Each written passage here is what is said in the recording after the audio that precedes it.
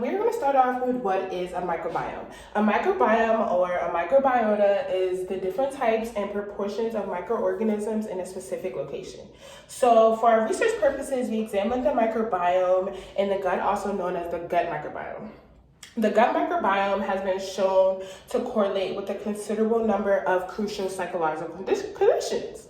The first psychological conditions that we found have relations with gut microbiome was Alzheimer's disease. Alzheimer's disease is the most common cause of dementia and has been associated with bacterial infections and inflammation causing immunosenescence.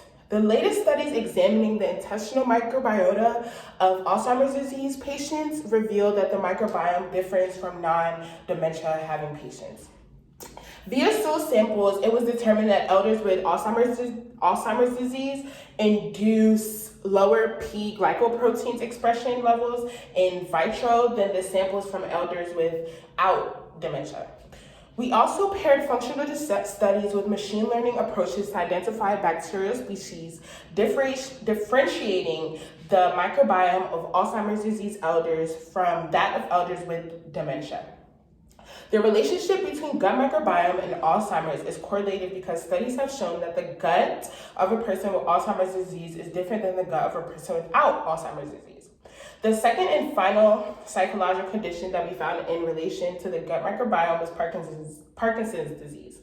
Parkinson's disease is one of the most common neurodegenerative disorders. The latest studies showcase changes in the gut microbiota in patients with Parkinson's disease, which served as both a biomarker of Parkinson's disease or trigger inducing misfolding of a synuclein, a component of Lewy bodies, and the launch of the neurodegenerations in Parkinson's disease. The relationship between gut microbiome and Parkinson's disease was deemed correlated because the studies showed that microbiota in Parkinson's disease patients is characterized by decreased taxonomic diversity and significant differences in the representation of 9 genera and 15 species of microorganisms. In conclusion, it was hypothesized that the 2 dogs that were used for our experiment would have different gut microbiomes due to the difference in gender, despite being similar in breed, age, and health. And these were our sources. We're going to start off with the animals that were used, which was sample 1157, which is a Chihuahua male, 4 years old. He's neutered, 11 pounds, and has very good health. The second sample we had was a Chihuahua as well. It was actually the sister to sample 1157, and she was also 4 years old, neutered, 6 pounds, and as well as very good health. The third sample we used was 310, which was a miniature horse, female, 10 years and 6 months, was not neutered, and was also with very good health. The fourth sample was 0885, which is a horse. He's male, 14 years old, 14 and 2 months old, 1,100 pounds, and very good health. Our brief introduction protocol that we had was first we had to isolate the DNA from fecal samples using a PCR kit. And then we also quantified and normalized the DNA. For our third step, we analyzed the quantity of specific bacteria groups using a polymerase chain reaction with our group's specific primers.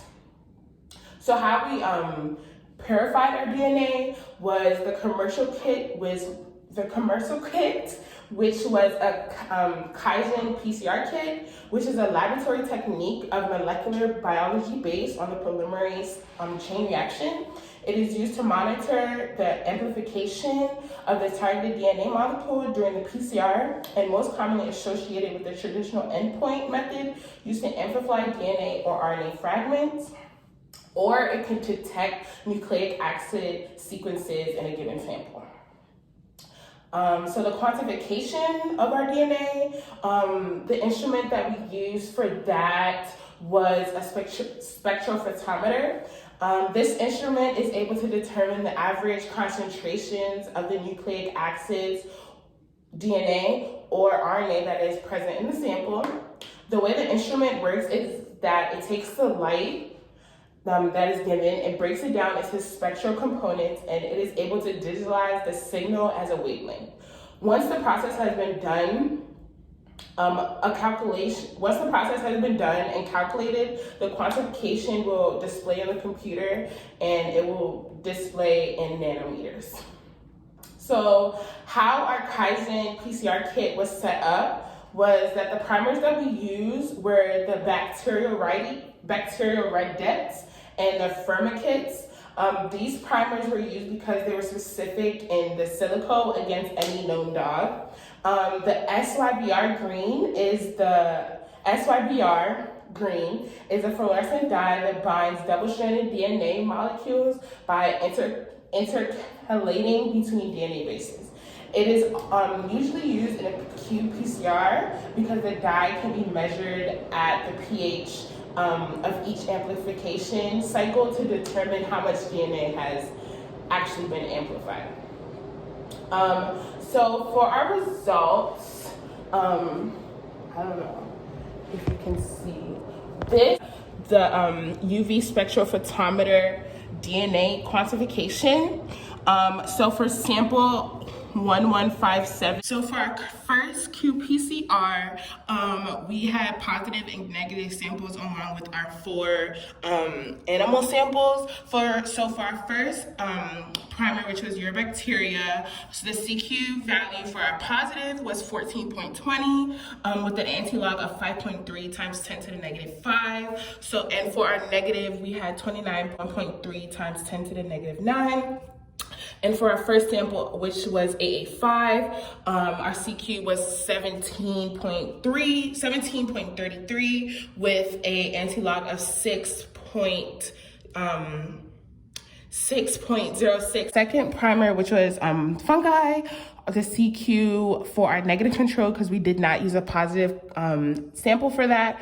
For our negative, it was 36 for the CQ, and anti-log was 1.4 times 10 to the negative 10. We had 885, CQ log of 1.5 times 10 to the negative 12. Sample 1157, CQ 30.5 with an anti-log of 6.8 times 10. For our second qPCR, we had positive and negative. We used the primers bacteriorhides and firmicute. So for our first CQ for the positive, which was 32.31 with an anti-log of 1.8 times 10 to the negative 10. Hopefully you can see. Negative was 0, CQ 0 for the anti-log. Sample 885, CQ is 37.27, and anti-log was 6.05 times 10 to the negative 12. And I will get into what all this means once I hop into my discussion. So for 1157, so for 310, I had 19.09 with an anti-log of 1.79 times 10 to the negative 6, 1.11 times 10 to the negative 8 for our anti-log. For 1155, it was 23.35 CQ anti-log, 9.38 times 10 to the negative 8. For negative, the CQ was 30.11 with an anti-log of 8.66 times 10 to the negative 10. For 885, we had a CQ of 18.03 with an anti-log of 3.73 times 10 to the negative 6. For 1157, for 310, CQ of 17.64 with the anti-log of 4.9 times 10 to the negative 6. For sample 1157, we had 26.63 CQ, anti-log 9.64 times 10 to positive. That ratio was 2.0 times 10 to the negative 3. For our negative, it was 0. For sample 885, it was 1.62 times 10 to the negative 6. For sample 310, it was 3.65 times 10 to the negative 1. For 1157, it was 1.15, and 1155 was 8.96. And for our third and final qPCR, our 2 primers were Actinobacterial and Actin bacteria. So for our negative sample for CQ and anti-log, they were both 0. We had no positive samples in this one. So for sample 885, CQ was 21.46, anti-log was 3.47 times 10 to the negative 7. Sample 310, it was 20.56 with a sample of 6.4 times 10 to the negative 7. 310, 23.93 with an anti-log of 6.25 times 10 to the negative 8. Sample 1157, CQ 28.53 with an anti-log of 2.589. And the ratios for that for a negative was 0. The anti-log ratio for AA5 with phyla1 and phyla2 was 1. So for the dissection, when extracting the DNA from the scat extraction was successful because in terms of the quantity of the DNA. This means that the DNA concentration was abundant enough to be able to read using a specialized spectrophotometer at 260 nanometers. The absorption at 260 nanometers for sample 115 was 1.179, sample 1157 was 0.328, sample 310 was 0.772, and sample 885 was 0.11188. So the samples that were sufficient in terms of quality, meaning that the DNA samples were not contaminated with protein, based on the 260 to 80 nanometer ratio. DNA samples, like pure DNA samples at 260 nanometers, 280 nanometers ratio of approximately 1.5 to 2.2, and the ratios below this indicate possible protein contamination. The 260 to 80 nanometer ratio for sample 115 was 1.197. For sample 1157, it was 1.53. For sample 310, it was 2.15. And for sample 885, it was 3.27. The results of the first qPCR for the urobacterial positive control was a CQ value of 14.20, meaning that the target DNA was very abundant, which is expected in a positive control. The first CQ value for the fungi positive control was unable to read, which could indicate an issue with instruments or technique. The first CQ value for the urobacteria negative control was 29.50, meaning that the target was basically absent, which is expected in most negative controls. The first CQ value for the fungi negative control was 36.00, indicating absent target.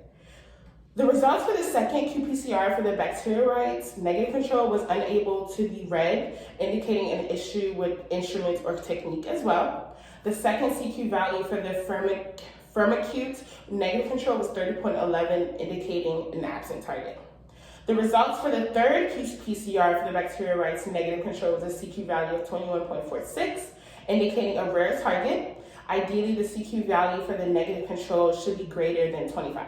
However, errors with technique, instruments, or cross-contaminations could affect the values.